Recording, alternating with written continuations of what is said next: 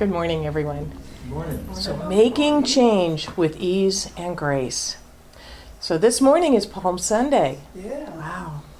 And today we're going to talk about one key factor that can make all the difference in the world when we move through change in our lives. And we're going to use the experience of our master teacher, Jesus, as our example of this key factor.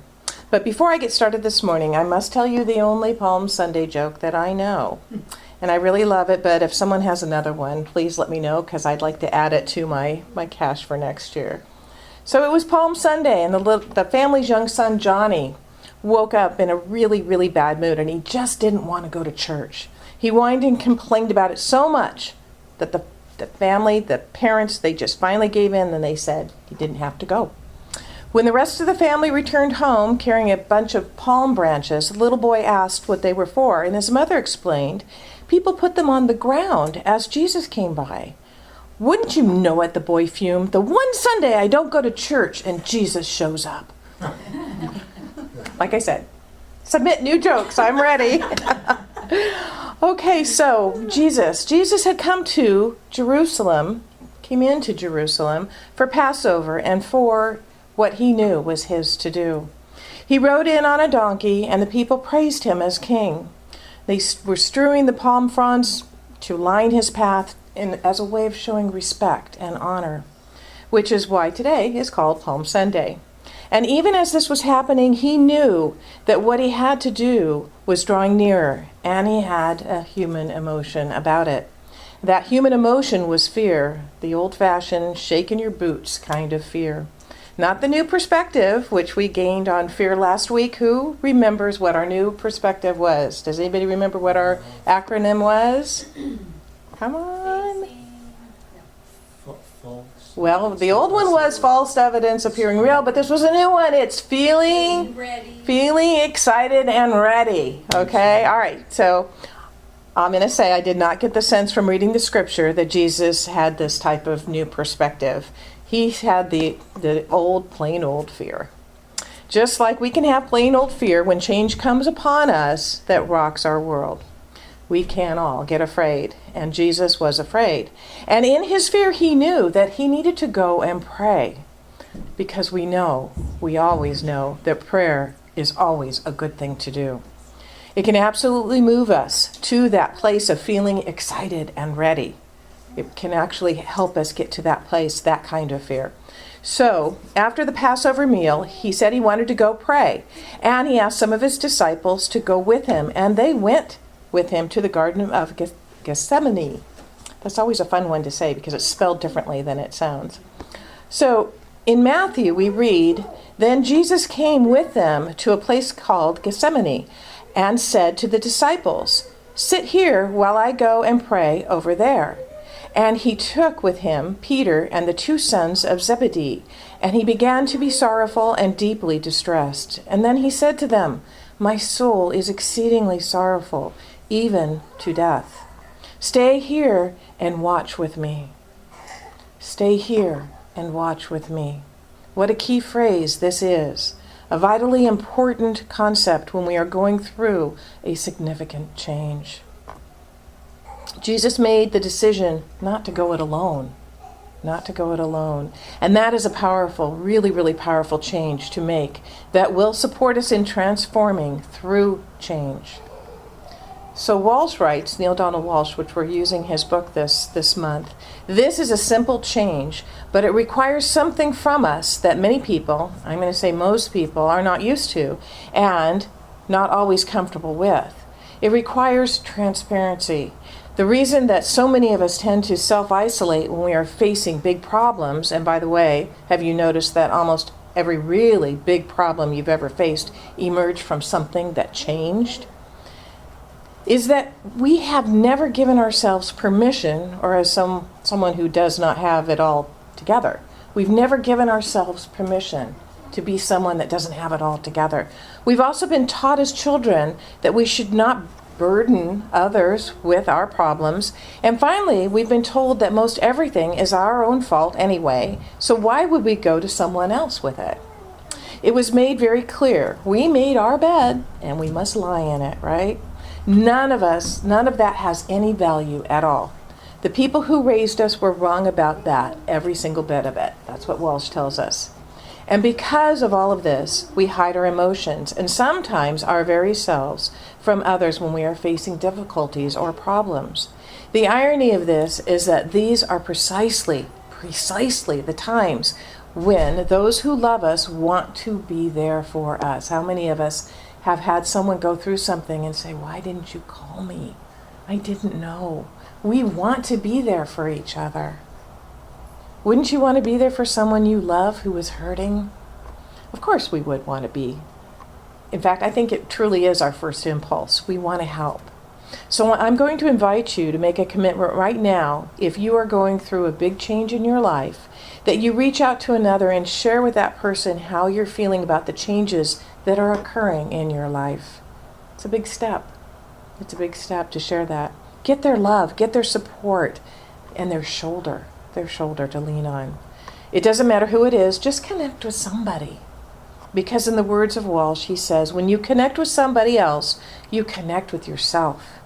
Talking to another person, communicating with a mind outside of your own, puts you in touch with that part of yourself that is bigger than your mind and larger than your thoughts. It's God talking to God. That's what's happening there. We don't ever want to go it, and we don't ever have to go it alone. We don't ever have to do that. And that, of course, is the beauty of being in a spiritual community like we are here. You have a built-in network, a built-in support system. Now, I said a moment ago, it doesn't matter who it is, just connect with someone. Let me change that a bit to say, connect with people who are awake, who are spiritually awake. Remember the challenge Jesus had in the garden. Peter and the 2 other disciples fell asleep 3 times. 3 times. We want support from people who are spiritually awake and who will not fall asleep to the truth of what is going on for you. They will hold you in the light and know the truth for you. Now let's take a look at the final 3 tools that Walsh suggests that we have in our spiritual toolbox. The first is change your idea about future change. We fear that sometimes, what we think might be happening in the future. Knowing that everything that has ever happened to you has happened in some way for your own higher good and evolution is a very, very empowering thought. For it means that everything that is going to happen to you in the future is likewise for your own unfoldment, your own evolution. What happens in our lives is supposed to happen. How do we know it's supposed to happen? Because it happens. That's how we know. The changes that have happened or are happening in our lives are supposed to happen. Really deepening into this idea can completely open our entire idea about future change. We don't have to fear it in the normal sense, but rather we can, what's our new acronym for fear? Feel excited and ready for it. So Walsh writes, what I'm saying here is that an extraordinary life emerges from a change in your idea about future change. What you project, you produce. And we've heard that before. What you conclude, you create. All that stuff. All that stuff is what spiritual teachers of every stripe and color, of every persuasion and belief, have been sharing with humankind since time began. All spiritual teachers say the same thing. Don't you think that that's just a little bit unusual? All religions teach the same doctrine. Don't you find that interesting on this particular subject? On the question of how life works and what makes the world go around, every dogma agrees. As you believe, so will it be done unto you. Wow. And of course, the concept was a fundamental tenet of Master Teacher Jesus and his work here on this plane. Of course, it is also Change Your Thinking, Change Your Life, with Ernest Holmes. You can begin today to create from a new point of origin, to use a phrase used by Walsh. Today you have the opportunity to look straight at what's going on and say, it's all good. It's all good. Remember my favorite quote by Emma Curtis Hopkins, her powerful, powerful affirmation, this too is good. This too is God. This too is for me, and I demand to see the blessing in it. I just love that. I love that quote. Then add a huge thank you to God for making this life so magnificent that we can create a brand new experience of it in any given moment. We really are that powerful. Walsh writes, the trick is to turn insight into foresight. The trick is to know this about your tomorrow today. Remember, your future is not coming to you, it's coming through you. Isn't that a good one? It's not coming to you, it's coming through you. Yes, the change about your idea, about changes to come, even change as you change your idea about the changes that have passed. Then you can change your experience of both. Okay, I'm going to read that one more time. Change your idea about the changes to come, even as you change your idea about the changes that have passed. Then you can change your experience of both. Remember, as Jesus was praying in the garden, he had a major shift in consciousness. We see it happen when he says, "Take this cup from me." That's his fear talking. And then the shift occurs when he says, "Not my will, but thy will." It is on this moment that he stands tall in the change. Then he realizes the will of God can only be for life itself, and therefore whatever change he may go through in the physical realm is for his divine unfoldment and for the highest good of all. In that moment, our master teacher changed his idea about future change, and his decision changed the course of humankind. On to number 2, change your idea about life. So as we change our idea about future change, we can also change our idea about life itself, which is our next tool, or it's next to our last tool to put in our spiritual toolkit. Change your idea about life. So what is your basic philosophy about life? Just take a moment and touch in. What is your basic philosophy about life? Is it similar to the poster that said life is a struggle and then you die? Actually, the word wasn't struggle, was it? That was very popular a few years back. Or do you believe that this life is an extraordinary journey of discovery, meant to be filled with joy and peace and love and adventure? When we make contact with that deep place within us, the essence of our very beginningness, we can hear the still small voice that tells us that life was not meant to be a struggle, not meant to be a test. Rather, it was meant to be extraordinary. It was meant to be an overwhelming joy from the first moment to the last, a celebration of who you are and what you are capable of. How can you say all of this when I have just lost my job, you might cry? And that's a fair question. How can you say this when my loved one just died or my relationship just ended? These are difficult, stress-filled moments. Believe me, I know. I am not suggesting that they are not. Events such as these challenge every belief we may have that we actually live in a friendly universe. Only the soul's absolute knowing, when all is said and done, that everything is happening for the best of all concerned, can bring us peace in times such as these. These words of Ernest Holmes in The Science of Mind ring in my ears at times like this. To desert the truth in the hour of need is to prove that we do not know the truth.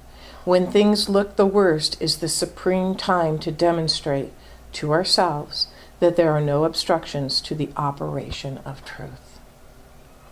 Universally, life is the process by which God expresses God, experiences God, and expands God. Individually, life is intended to produce for you a direct experience of who you really are, and then an opportunity to go to the next level of your expression of that. And that is exactly what Jesus' death and resurrection did. And that is exactly what our changes and emergence from those changes can do when we realize that we live in a friendly universe. No, actually it's more than that. We live in a universe that supports the ever upward, ever expansive, ever-evolving expression of life as us. We are divinely supported. And that takes us to our final tool. Number 3, change your idea about who you are. Who is having this experience? Who is having this experience? You can, of course, identify with any number of the yous that populate the world, or your world. There is the little you and the big you, the injured you and the healed you, the scared you and the brave you, the powerless you and the powerful you, the worried you and the confident you. You would have the worried you maybe perhaps during the week, but the confident you on the weekend, right? But this tool asks you to identify with the you that is more than any of those yous. You are far, far, far more than any of those things or any of those things put together. The you that you are is God in particular form. You are deity individuated. You are an aspect of the divine.